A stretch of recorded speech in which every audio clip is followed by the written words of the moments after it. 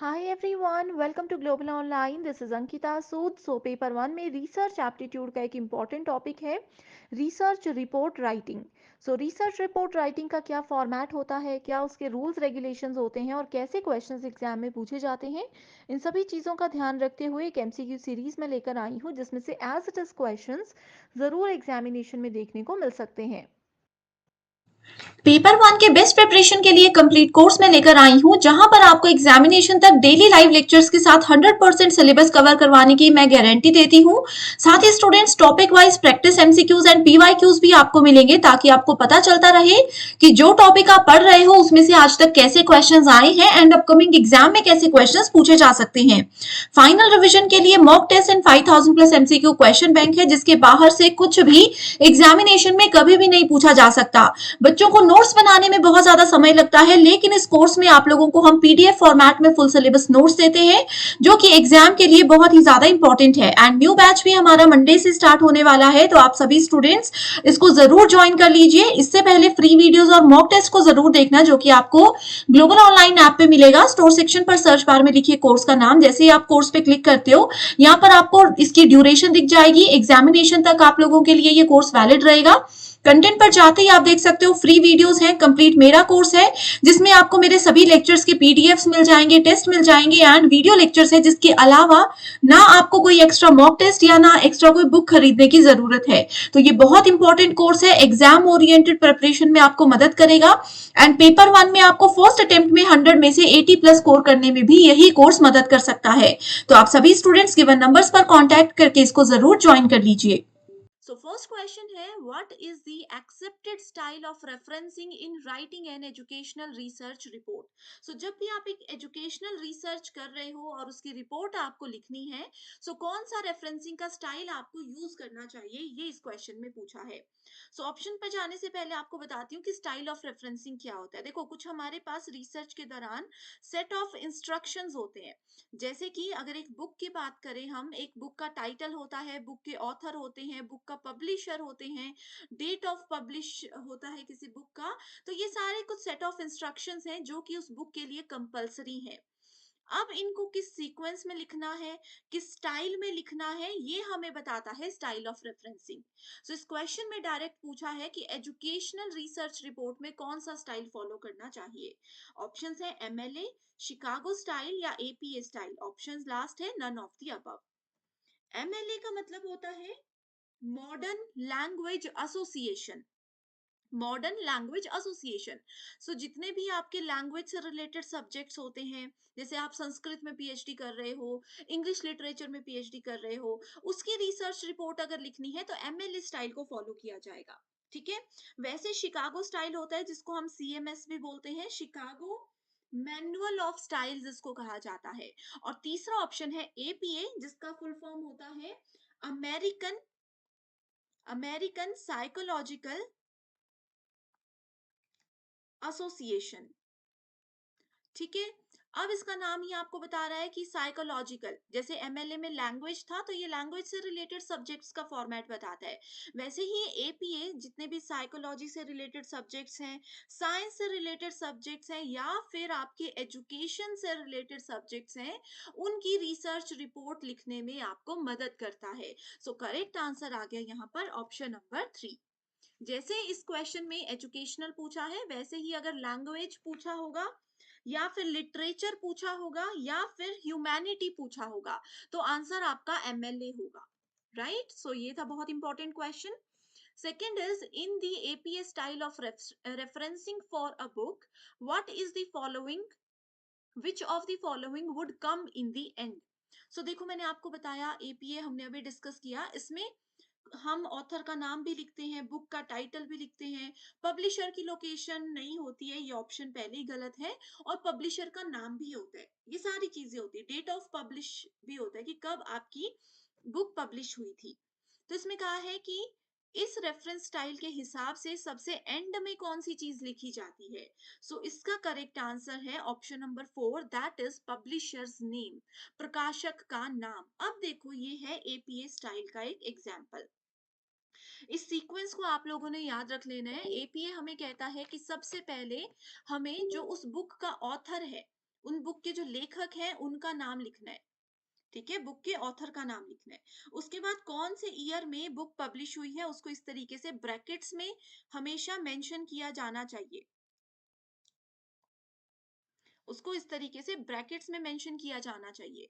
फिर आता है टाइटल ऑफ द बुक, फिर आता है उसका सब टाइटल, फिर आता है कौन सा एडिशन है और देन पब्लिशर का नाम। तो ये सीक्वेंस एपीए में फॉलो किया जाता है जो आपको याद रखना जरूरी है, ठीक है। पब्लिशर की लोकेशन कंपलसरी नहीं होती है तो इसमें हम इसको हटा भी सकते हैं। अब इस क्वेश्चन को थोड़ा सा ऐसे भी पूछा जा सकता है, एग्जाम में आप लोगों के पास इस तरीके की 4 स्टेटमेंट्स दी होंगी और आपको पूछा जाएगा कि बताइए कौन सा एपी स्टाइल को फॉलो करता है। तो आपको थोड़ा सा आइडिया होना चाहिए कि ये ऑथर का नाम है, ये बुक का नाम हो सकता है, ये टाइटल हो सकता है बुक का। तो इस तरीके से चीजें आपको दी जाती हैं। अगला क्वेश्चन है what is the full form of MLA as a referencing style. So अभी अभी मैंने आपको बताया एमएलए क्या होता है, modern language association. Correct answer है ऑप्शन नंबर 2। ये देखो मॉडर्न लैंग्वेज एसोसिएशन में सबसे पहले ऑथर का नाम आता है, फिर टाइटल आता है, देन उनका एडिशन, पब्लिशर और सबसे लास्ट में आता है ईयर ऑफ पब्लिकेशन। सो ये डिफरेंस है। आप एमएलए और एपीए पर मेजर फोकस रखिए, यहीं से क्वेश्चंस आते हैं सबसे ज्यादा। नेक्स्ट क्वेश्चन है very very important, most repeated question है ये।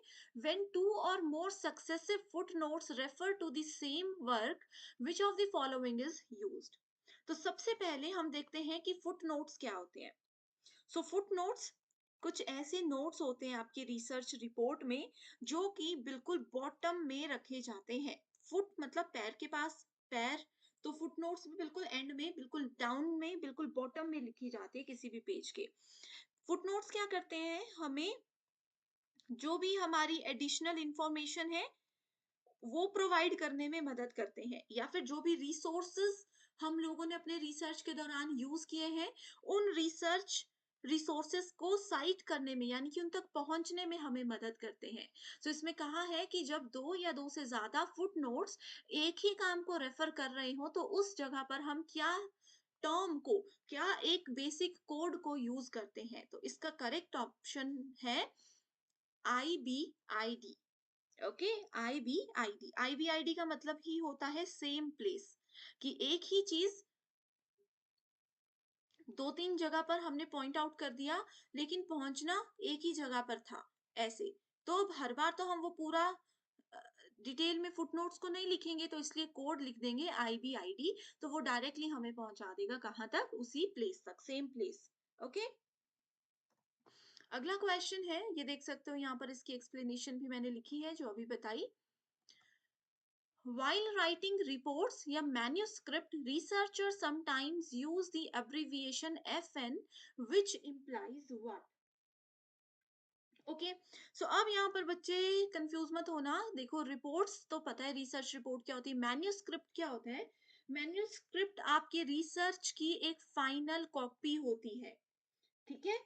आपके इसमें क्लियर क्लियर टाइटल, क्या क्या मेथड्स आपने यूज किए रिसर्च में, उसकी एक फाइनल कॉपी जो होती है वो मैन्यूस्क्रिप्ट या रिपोर्ट कहलाती है।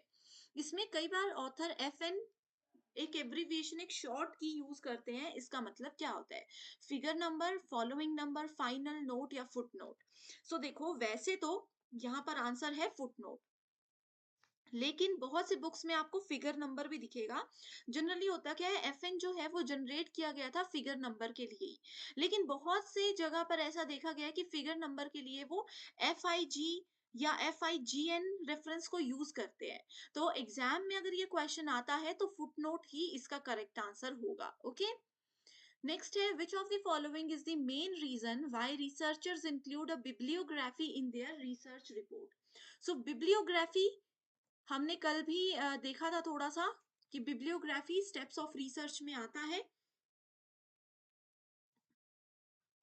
तो क्यों इसको इंक्लूड किया जाता है, ठीक है।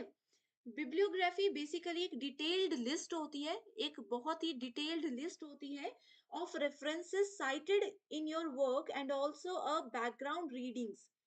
सिंपल लैंग्वेज में बोलते हैं, चलो ठीक है, बुकिश लैंग्वेज छोड़ दो, सिंपल लैंग्वेज ये बोलती है कि मान लीजिए मैं अपनी रिसर्च कर रही हूँ अब मैं इतनी ज्ञानी तो हूँ नहीं कि मुझे सब कुछ पहले से पता था। मैंने अपनी मदद करने के लिए कुछ बुक्स पढ़ी, बुक 1, बुक 2, बुक 5 बुक्स मैंने पढ़ ली।